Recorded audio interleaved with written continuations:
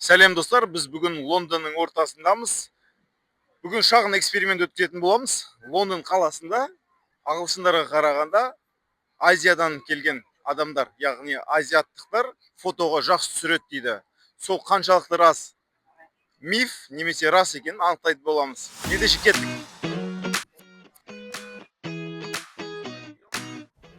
Бірінші тек ағылшындардан сұрайтын боламыз фотоға түсіруін.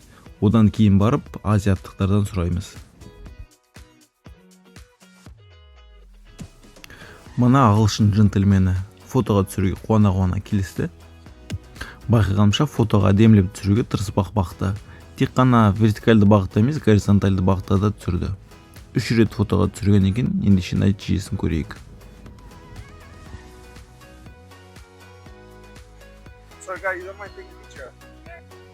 Келесі кезекте мына жұптан фотоға түсіруін сұрадым, олар да қарсылығын білдірмеді.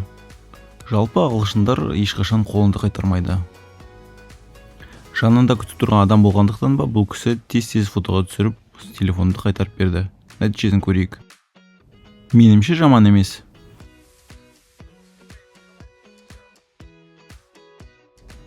Мына бір ағылшын леди де фотоға түсіруге қарсылық білдірмеді. Мені таңғалдырғаны, бұл кісі жақсы ракурстан фотоға түсіру үшін тізерлеп те отырды. Барынша сапалы фотоға түсіргісі келетіні көрініп тұрды. Онымен қоса нағыз ағылшындық мінез танытып, менен фотоның қалай шыққанын сұрады.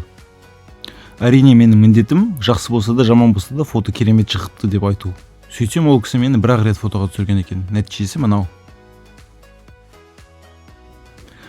Жолда мына американдық семьяны кездестіріп қалдым, олардан да фотоға түсіруін өтіндім.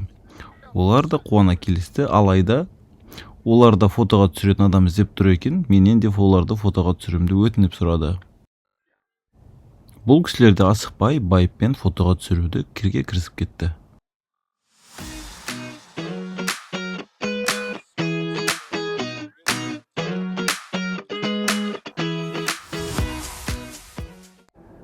Өз кезегінде мен де оларды әдемілеп фотоға түсіріп бердім.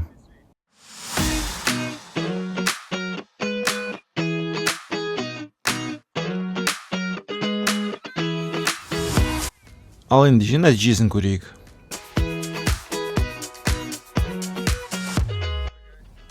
Ал ендігі кезекте азиаттар.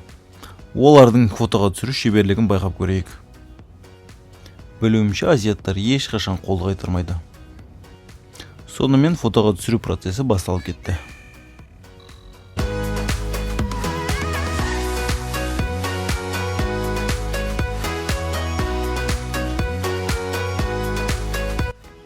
Азиаттардың бір ерекшелігі, олар фотоға қалай түсу керектігінде айтып жібереді. Фотоң әдемі шықсын десе, Қытайға түсіргіз деген мақал бекер айтылмаса керек. Фотоның әдемі болу үшін тырысып-ақ жатыр. Бұлай да түсірді, бұлай да түсірді. Сонымен нәтижесін көрейік. Фотоға 5 рет түсірген екен. Қалай? Ағылшындармен айырмашылығы бар ма? Комментарийге міндетті түрде жаза кетіңіздер, кімнің жақсы түсіргенін.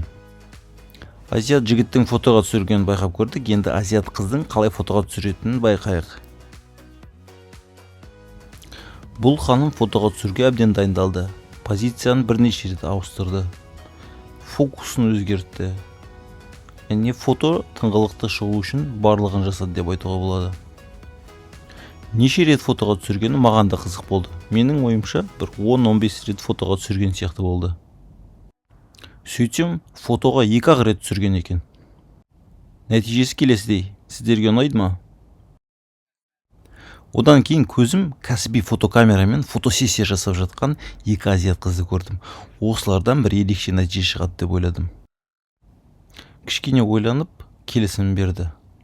Ал енді нағыз фотосессия басталады. Ал қазір әртүрлі ракурстан, неше түрлі позаға тұрғызып, 15-20 фотоға түсіреді. Деп ойласам, 3-ақ рет фотоға түсірген екен. Сонымен сіздерге қай ұлт өкілінің фотоға түсіру шеберлігі көбірек ұнады? Видео ұнаған болса каналға тіркелеміз, лайк басамыз және комментарий қалдырамыз.